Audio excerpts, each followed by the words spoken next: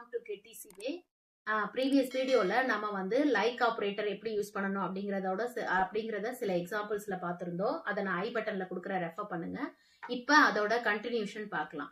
இப்ப வந்து நான் மெயில் ஐடியில 3ங்கிற நம்பர் இருக்கிற மெயில் ஐடிஸை மட்டும் சர்ச் பண்ணி ஃபில்டர் பண்ணி எடுக்கணும் அப்படின்னு நினைக்கிறேன். அப்போ வந்து நம்ம வந்து இந்த மாதிரி பெர்சன்டேஜ் சிங்கிள் கோட்குள்ள பெர்சன்டேஜ் கொடுத்துட்டு, இது வரைக்கும் பாத்தீங்கன்னா நம்ம வந்து எந்த இதுவும் கொடுக்கல, நமக்கு என்ன வேணுமோ அதை மட்டும் கொடுத்து பெர்சன்டேஜ் கொடுத்துருந்தோம். ஆனா இந்த மாதிரி நம்ம செப்பரேட்டா ஒரு இதை சொல்லி கொடுக்கும்போது நம்ம வந்து அந்த ஸ்கொயர் பிராக்கெட்குள்ள அந்த வேல்யூவை கொடுத்து கொடுக்கணும். சரிங்களா?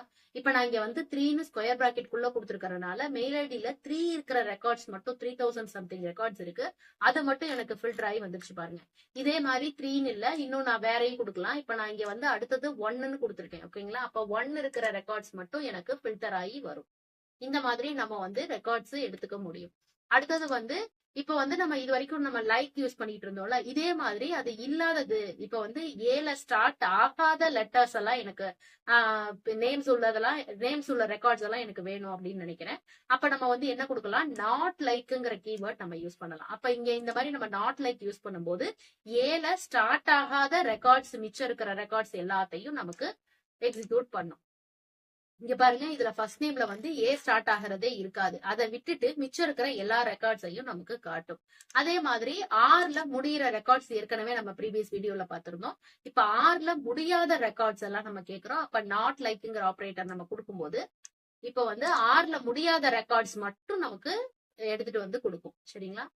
இப்ப அதே மாதிரி நான் வந்து ஒண்ணுதான் கொடுக்க முடியும்னு கிடையாது. இப்ப நம்ம இங்க நம்பர் கொடுத்தோம்ல, அதே மாதிரி நான் வந்து இங்க பாருங்க, இங்க கேரக்டர் கொடுக்குறேன், என்னன்னு கொடுக்குறேன், அத ஸ்கொயர் பிராக்கெட் குள்ள கொடுக்குறேன். அப்ப எம்ல ஸ்டார்ட் ஆகிறதையும் எனக்கு எடுத்துட்டு வரும், என்னல ஸ்டார்ட் ஆகிறதையும் எனக்கு எடுத்துட்டு வரும். இப்ப இதை எக்ஸிக்யூட் பண்ணும்போது பாருங்க, மைக்கேல் மேரின்னு எம்ல ஸ்டார்ட் ஆகிறதும் வருது, நடுவுல என்னும் வரும். ஓகேங்களா? இங்க பாருங்க, நாட்டாலி இந்த மாதிரி என்ல ஸ்டார்ட் ஆகுறதும் வருது. சோ எம்மும் என்னும். ஓகேங்களா?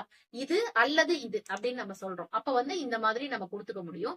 இதே வந்து நான் வந்து இது இல்ல, எனக்கு இன்னும் கொஞ்சம் அதிகமா வேணும் அப்படிங்கும் போது நம்ம ஹைஃபன் நடுவுல யூஸ் பண்ணணும்.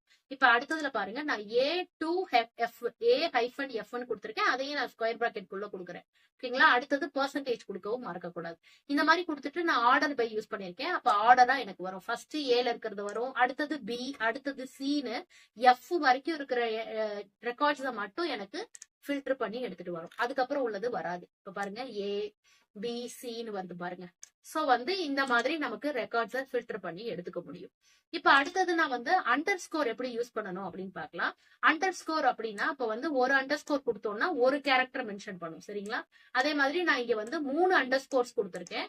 இப்ப மொத்தமாவே எனக்கு 4 லெட்டர்ஸ் இருக்கிற கேரக்டர்ஸ் மட்டும், அதுவும் ஜேல ஸ்டார்ட் ஆகிறது மட்டும் எனக்கு வேணும்னு நான் சொல்றேன். அப்ப இந்த மாதிரி சொல்லும் போது இப்ப ஜேல ஸ்டார்ட் ஆகும், மிச்சம் இருக்கிற 3 கேரக்டர்ஸ் எதுவா இருந்தாலும் பரவாயில்ல, ஜாக்கு ஜான் எதா இருந்தாலும் சரி, அது மட்டும் நமக்கு எடுத்துட்டு வரும். 4க்கு மேல தாண்டி இருக்கிறது ஜேலயே ஸ்டார்ட் ஆனாலும் அந்த ரெக்கார்ட்ஸை நமக்கு காட்டாது. இப்ப இங்க பாருங்க, ஜாக், ஜோஸ், இந்த மாதிரி ஜான், இந்த மாதிரி ஜேல ஸ்டார்ட் ஆகிறது 4 கேரக்டர்ஸ் இருக்கிற டேட்டாஸ் மட்டும், ரெக்கார்ட்ஸ் மட்டும் எனக்கு ஃபில்டர் பண்ணி காட்டும். இதே மாதிரி நான் வந்து 2 மட்டும் இருக்கணும்னு நினைக்கிறேன். அந்த 2 எதுவா இருந்தாலும் பரவாயில்லன்னு நம்ம நினைக்கும் போது வெறும் 2 அண்டர் ஸ்கோர் மட்டும் நம்ம கொடுத்தா போதும், சிங்கிள் கோட்குள்ள. சரிங்களா? இப்ப நம்ம அப்படி கொடுக்கும்போது 2 இருக்கிறது தான் வரும். இங்க பாத்தீங்கன்னா